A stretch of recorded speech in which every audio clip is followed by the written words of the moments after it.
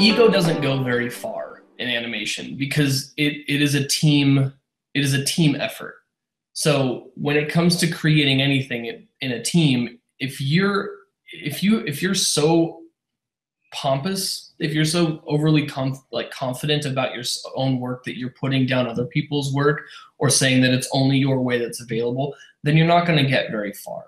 If you start cutting other people's work down and saying, oh, well, this is wrong and this is bad, rather than building them up and trying to like teach each other so that you can grow as a team, then you don't get very far. And ultimately teams break up and shows don't get made and things go past deadlines and people get hurt and it's not worth it. But having a humble, sort of teachable personality is oftentimes a wonderful thing.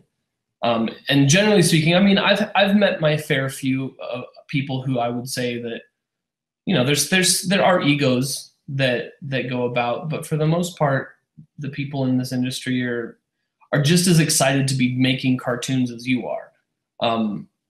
You know, everybody's just, all right, let's do it. This will be fun. We're going to make it happen. And yeah, it's hard to keep like that level of enthusiasm for 3 to 4 years on the same project. But ultimately, like, if you're going to get mad about anything, can you really? Because you're making cartoons. You're making things that are funny and for people, well, not always funny, but the things that I like to do are funny. Yeah, like being social is a good thing, and being like learning from each other is only going to improve everybody. You know, there are things that other people do far better than I do that I am constantly trying to learn because I see my own flaws. I see where I struggle, and I know, you know, I know where I can grow.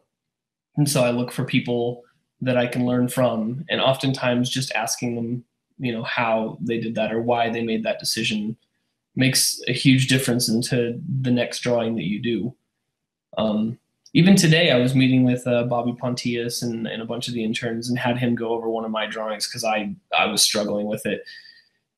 And it was really great information just because there's so much content to learn that ultimately in the end, you need to be reminded of certain things that you can just forget.